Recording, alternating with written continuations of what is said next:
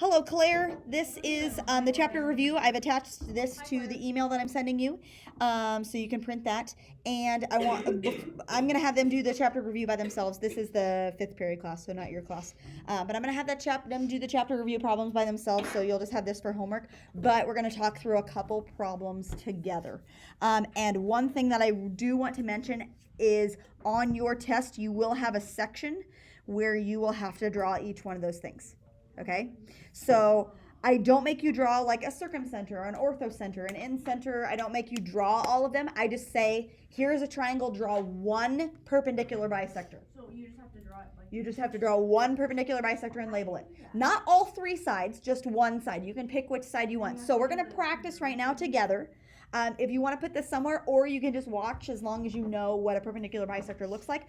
But the key here is labeling. If you do not label all of your stuff, I take off points when you're doing this. So a perpendicular bisector, you can decide which side you want to bisect. Which one would you like to do? The bottom side? Sure.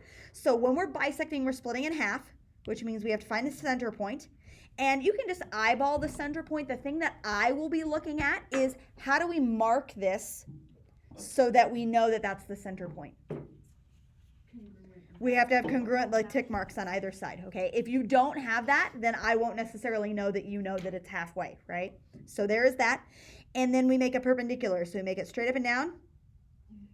And you have to have the 90-degree angle. So perpendicular, that's how I know it's perpendicular. Bisector, this is how I know it's a bisector, right? You have to have all of those labelings. Otherwise, I don't know that for sure. Now, this line will not necessarily go through this vertex at the opposite side, right? You know, like if he's off-centered, and that's the way that it should be. The only time this will go through this guy is if he's like an isosceles triangle perfectly, right? Or an equilateral triangle, okay? So that's how I know he's a perpendicular bisector, okay? If we go to the second one, the next one is an angle bisector. You only have to do one of them. You can choose which one to do. Which one would you like to do? The left one, okay? So we're going to bisect this angle, which means we're just going to split it in half. Now you eyeball it, okay? And I'm not going to be really particular about, you know, like where it's at, you know, I do the best I can and it still doesn't look perfect. But the way that I know that you're splitting the angle in half is by your markings. How are you going to mark it? The little swoop things. So like that and that tells me that you've bisected it. Even if your diagram doesn't look perfect, right? You have to show the markings. Now, is it splitting this into two congruent pieces on the opposite side? No. Only if it's an equilateral triangle. I mean, this one doesn't even look halfway, right, through. So the only thing that should be marked is the angles, right? Okay. Now, the next one is a median. Do you remember what median meant? No. Median is middle, right? Like in data, if you're finding the median, you're finding the middle. And middle means midpoint. So you're going from the midpoint of one side to the vertex of the other side, right? So let's say I'm going from the midpoint here, which is the middle, to the vertex of the opposite side. So this one is going from here to here, right? Is it making a 90-degree angle? No. It looks like it might be in this one, but not necessarily always, right?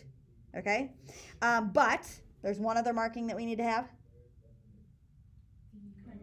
The congruent symbol, right? If it's truly the midpoint, we need to show that it's exactly the middle, right? Okay? Is it splitting the angle exactly in half? Not necessarily, right? Okay, good. And the last one is an altitude. You can choose which one to do an altitude for. Which one do you want? Where do you want your airplane to live? Right. The right one? Okay, this is where your airplane is. All right? So this would be like your sea level. And we're going straight down. So we're going from here straight down in a 90-degree angle. No, other way. She wants to do the other way now. Let's do this. So the top one. Now here's my airplane. Okay, here's my sea level. And we're going straight down at a 90-degree angle. That's the key, right? We have to have a 90-degree angle. Otherwise, it's not correct. Whoop. Okay. All right. Now, is it splitting the bottom side exactly in half? No. Not necessarily. Only if it's an isosceles or equilateral triangle. Okay? Good? Happy with those? So I, on the test, will give you 4 triangles just like this. And I'll say, draw me a median, draw me an altitude, draw me a perpendicular bisector, draw me an angle bisector. And you have to have it labeled and all that good stuff. Just one, just like we just did. You don't have to do all 3 of them, etc. Right? And I don't ask you, I don't think, any questions on circumcenter, incenter, whatever. The only one that you will have to remember is centroid. If you have a centroid like on number 5, you have to remember that that makes it so, if this is the centroid here, that makes it so the one little segment is half of the other segment. Does that make sense? That's true in centroid, so that's the only thing that you'll have to remember. So if we just did this problem together, XM, this length right here, they said is 8. They want to know the length from M to A. How far will that be? 4. It's just half, right? It's the short half. So that will be a length of 4. Happy with that? Let's go do 1 through 4 together because naming these is was kind of difficult for the first period class. So name a median. We've drawn it up here. Name a median. Median goes vertex to midpoint. Okay. We see like J is this dot right here. G is this, I is this, K is this, H and L. Those are my little dots that I have going on there. Okay. So median. Which one is the median? What? HJ or JH. Okay, you have to have both letters so that we know that we're talking about a segment, right? If you only have one letter, that's just a dot. You have to have all of the letters. So HJ or JH, doesn't matter which one you label first. That is a median, okay? Which one is an angle bisector? Bisecting the angle, splitting it in half. GL or LG, okay? A perpendicular bisector. This one's the hardest one, I think. Wait. Okay, which one's the perpendicular bisector? No, M's the point. Okay, M is that point, right? So we have to have 2 letters. It'd just be J. It's not MH because that doesn't go through H, right? This little red guy doesn't go through H. But what does it go through? J. So even though they're almost right together, that's still line MJ. Do you see that? Yeah, because it's going through J. It's not going through H, but we have to have 2 letters, so it is MJ. Okay? And then the last one is an altitude. The altitude is like, I think, straight down with an airplane, but it's not straight down with an airplane. Like it's the other one, right? IK, right? Like your airplane's over here and your sea level's over here, so you're just kind of wonky. IK or KI. Does that make sense? Are we happy with that? Yeah. Okay, good. All right. Just glancing through these. Let's look at number 8 because that was a struggle for the first period class. I'm just going to go through and skip through, and then you guys can fill in some of the other ones. So, Carrie, Maria, and how do you pronounce that N word? Nayla. I have like a Layla, and it's spelled the same way with an L. So Nayla instead of Layla, whatever.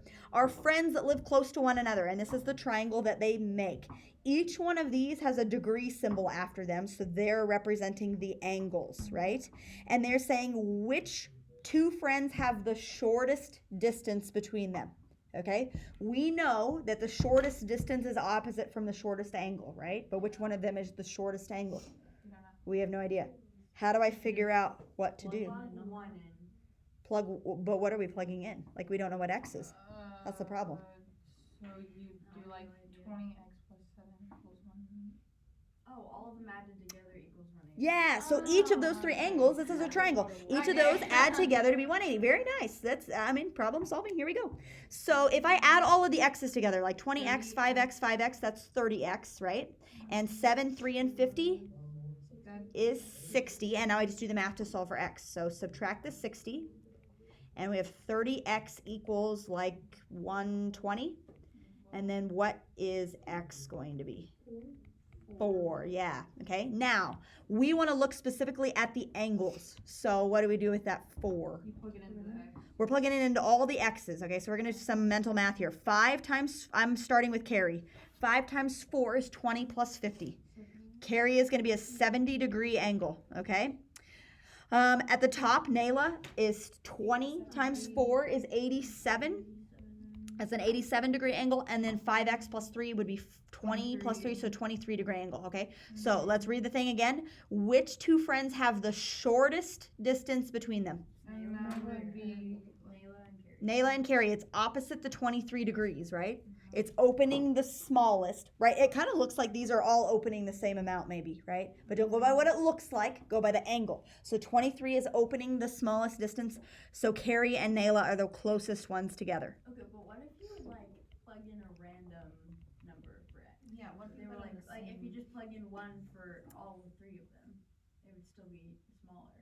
Right. If you plug, so that would kind of work. So Jalen just said, okay, let's say instead of plugging 4 in, let's plug 1 in, right? If we plug 1 in, that will show you the relationship between the 3, but they won't all add up to 180. So that would work in this case because we're only looking at the number, right? That would show you which one. Yeah. That would work. Yeah. Very good. So it wouldn't be the correct angle, but it would still show you which one was bigger. Yes, very nice. Okay. Number 9 is just asking you how you would start an indirect proof. So if we're trying to prove that x is less than or equal to 1, we do the opposite. What would be the opposite of that? X is greater. We would start by saying x has to be greater than 1. Does that make sense? Okay. Let's see. Those are not too bad. I'm going to flip to the back side really quick. And let's do number 14 together, and then I'll let you go. By the way, I have a typo on 17 and 18. It says 8 and 9. It should be 17 and 18. So fix that.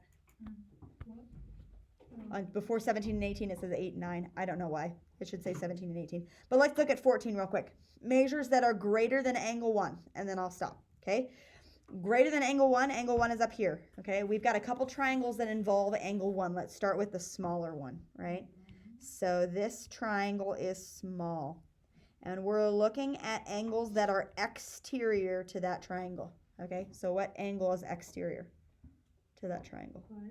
8. Okay, so 5. Let's start with 5, right? If I extend that side on that way, angle 5 would be an exterior angle, okay? So let's look at 5.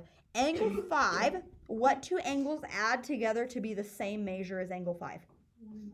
1 and 3. It's the ones that he doesn't touch, right? So 1 plus 3 will equal 5, right? Okay?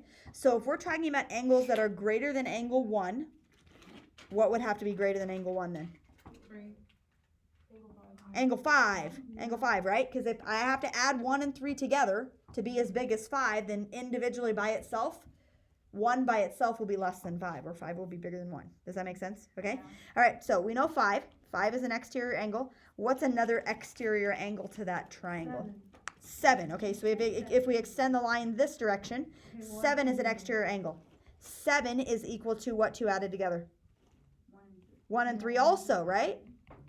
So 1 plus 3 equals 5, but 1 plus 3 also equals 7. Why does that work? Look at 5 and 7. They're vertical angles, right? So if 5 is bigger than 1, then 7 is also bigger than 1, right? Because they're vertical angles. They're the same measure. Is 8 an exterior angle? No, it's not. 8 is not an exterior angle technically, because it's not like one of the sides. It has to be directly like adjacent to the other one. He is across from angle 4, so that doesn't work. All right, there is one more triangle that involves angle 1, and it's the big one right here like this, right? Okay. All right, what are his exterior angles? None. There is none, right? He would have to have like an angle over here, or an angle over here, or an angle over there, or something like that, right? He doesn't have any. 7 and 8 don't count because those are like on the side, so that doesn't count. So according to the big triangle, he has none, and the only angles that we know for sure 100% that are greater than 1 are 5 and 7. Does that make sense? Okay, it's kind of hard to see when all of them are together in one triangle, okay? All right, anything else that you can see of for sure before I say go? Okay, that's it. All right, everybody say bye, Claire. Bye.